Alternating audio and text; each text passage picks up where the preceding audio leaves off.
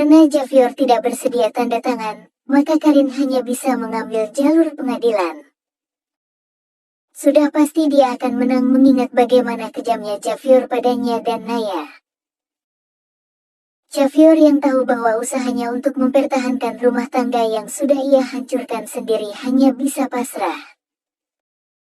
Ingin rasanya dia bertindak egois, mungkin menculik Karin atau mengancamnya dengan Naya. Tapi tidak bisa, hal itu akan mengundang banyak masalah apalagi kalau sampai keluarga Malik dan pria yang menyebut dirinya calon suami Karin ikut campur.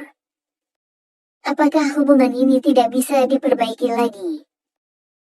Tidak, seharusnya kau memikirkan ini ketika kau tergoda oleh rayuan wanita lain.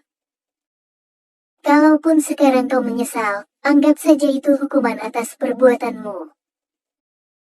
Seharusnya saat ingin melakukan sesuatu, kita memikirkan konsekuensinya. Mencari tahu apakah itu akan membahayakan diri kita di masa depan, bukan menggunakan ego hingga orang lain terluka.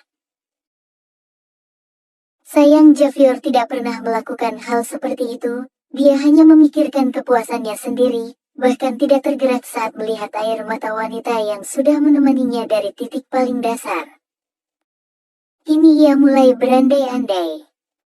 Mengapa dulu dia tidak menghentikan kecurangannya lebih cepat? Mengapa dia harus ikut menjadi orang kejam seperti wanita simpanannya?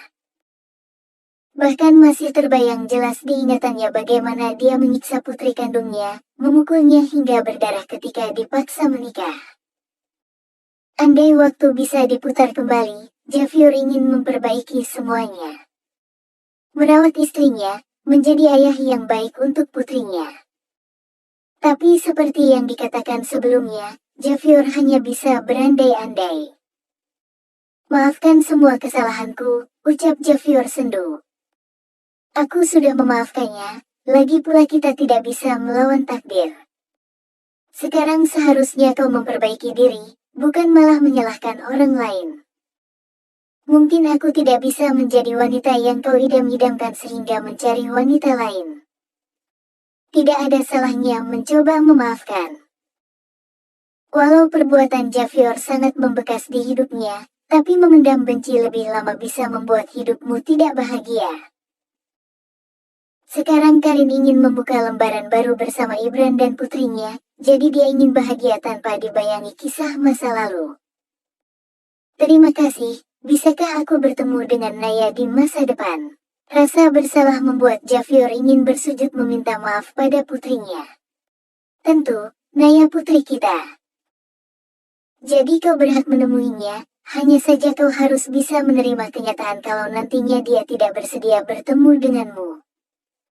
Aku tahu, setidaknya aku bisa mencobanya. Sejenak, Karin terdiam. Mereka sudah selesai sidang, dan telah resmi bercerai, hanya saja Javier memintanya untuk berbicara sebentar.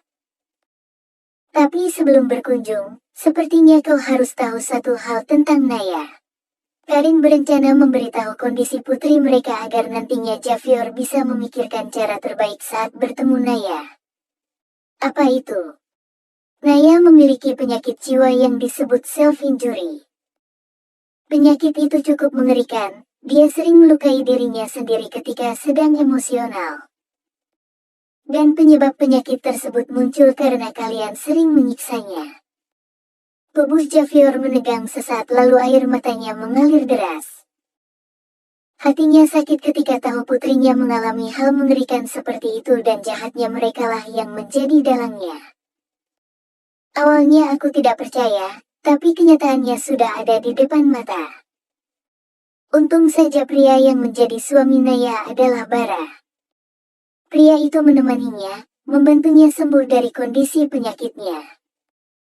Aku benar-benar malu, gagal menjadi ibu yang baik untuknya. Dia tidak bersalah, kelahirannya tidak salah tapi mengapa dia mengalami hal mengerikan seperti ini? Air mata Karin juga ikut terjun bebas. Dia merasa malu pada putrinya. Ini semua salahku, maaf karena sudah membuat hidup kalian menderita. Aku juga telah gagal menjadi ayah yang baik untuk Naya, bahkan aku masih saja membencinya ketika aku sudah membuatnya terluka. Dia tidak pernah membuatku malu, tapi aku tanpa tahu malu membuat hidupnya dipermalukan. Kita salah dalam hal ini, ucap Karin lemah. Benar, mereka salah. Korban dari kehancuran rumah tangga adalah anak-anak yang tidak bersalah. Mereka harus menanggung apa yang tidak pernah mereka lakukan. Saat keduanya merenungi kegagalan mereka, tiba-tiba saja Lia menghampiri dengan wajah marah. Dia bahkan mulai menuduh Karin merayu Javier. Beraninya kau merayu suamiku. Apakah kau masih belum cukup dengan pria waktu itu? Javier yang tidak tahan dengan kata-kata Lia langsung menamparkan wajahnya. Hubungannya baru saja membaik, walau tidak bisa menjalin hubungan lagi. Javier bertekad menjadi teman untuk Karin dan menebus kesalahannya pada sang putri.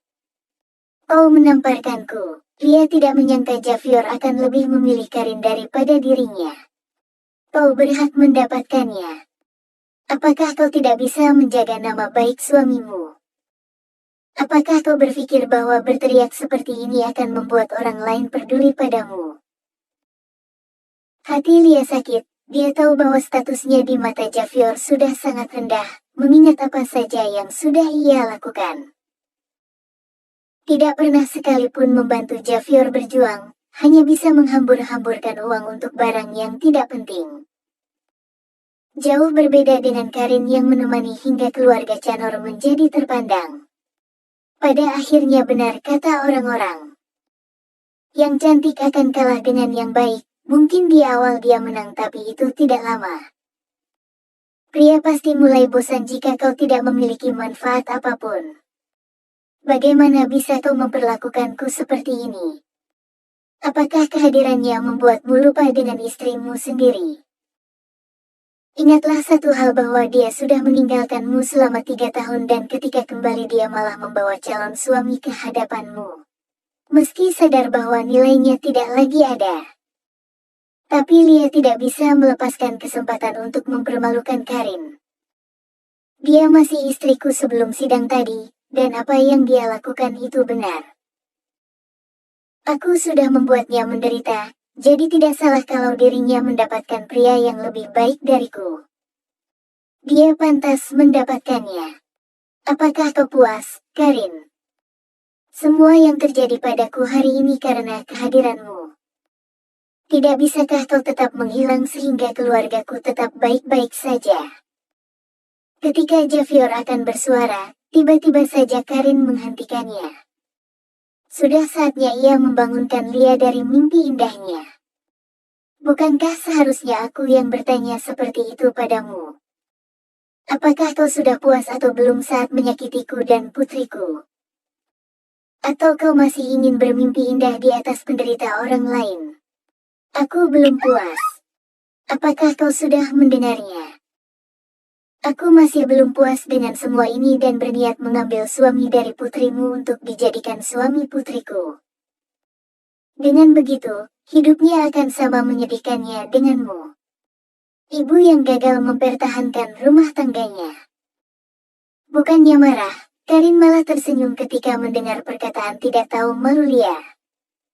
Kalau begitu, mari kita lihat, apakah kau dan putrimu berhasil. Dari yang kudengar menantuku merupakan pria terhormat, jauh berbeda dengan menantumu yang mudah tergoda wanita lain. Aku benar-benar tidak sabar melihat bagaimana kalian melakukan rencana-rencana licik yang sudah kalian persiapkan. Semoga saja kalian beruntung dan selamat datang di kehidupan nyata. Setelah itu, Karin pergi meninggalkan Javier dan Lia dengan wajah terpana. Berita tentang perselingkuhan Leonel sudah tersebar dan tidak ada satu orang pun yang tidak mengetahuinya.